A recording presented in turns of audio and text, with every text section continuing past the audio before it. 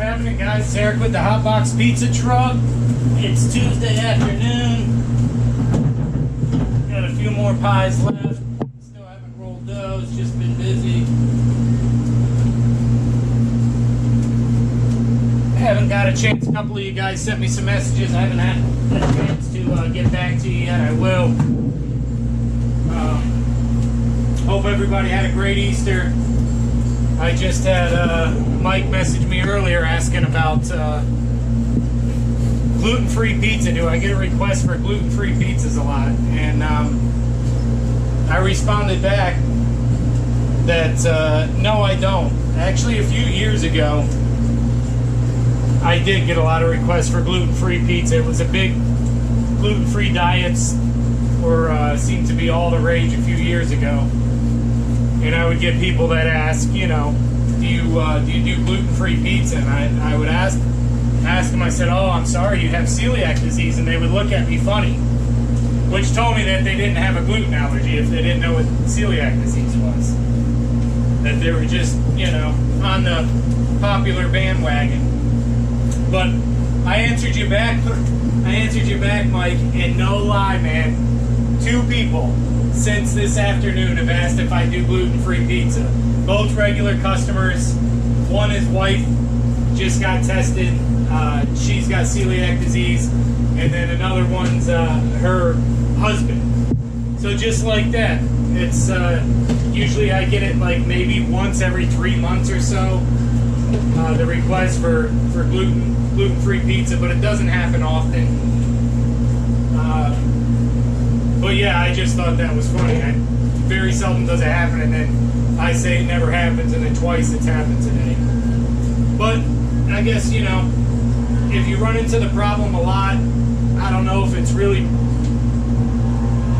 I don't know if you're going to get the request to make that much extra dough, but maybe you can keep some flatbreads, you know, prepackaged gluten-free flatbread or something like that in the truck where you guys can just do up something like that. And with a flatbread, because it's already cooked, I would say maybe bring it in the front of the oven and slow cook it.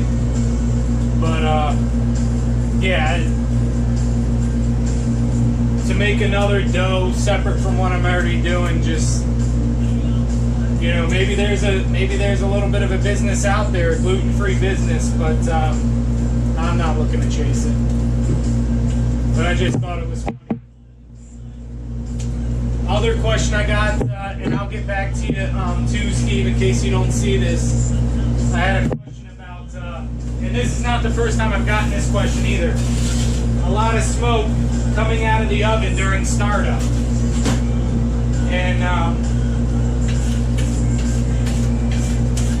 well, I'm a fire pro and I build fires 5 days a week. I'm a Florida boy, born and raised.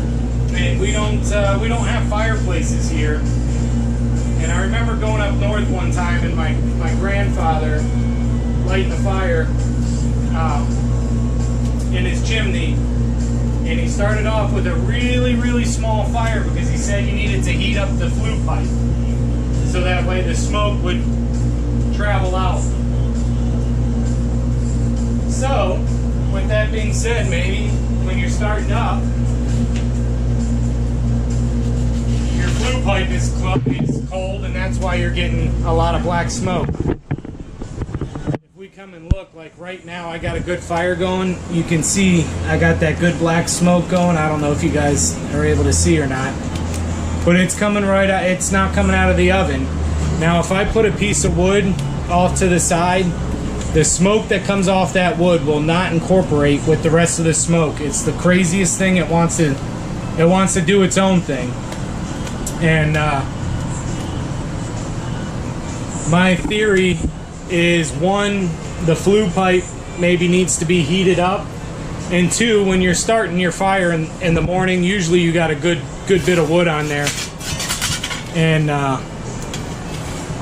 you're just overloading for what it can do to pull it out. Hold on one second, guys. Got a customer here. Margherita? Yeah, just another minute or two on it. Just some change here in just 1 second.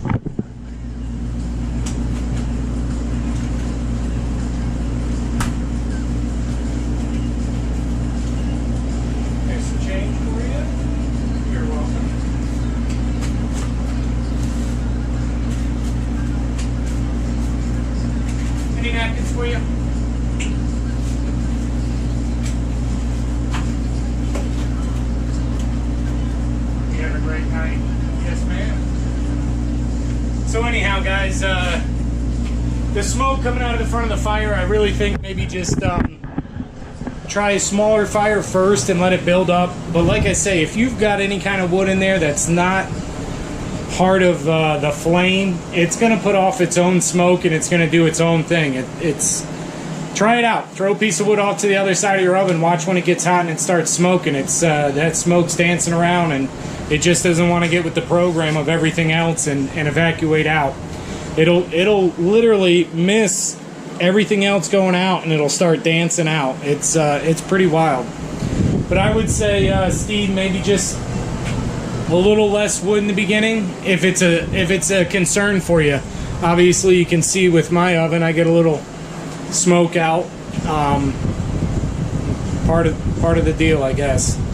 But you mentioned that your smokestack was high enough. That's another thing, guys.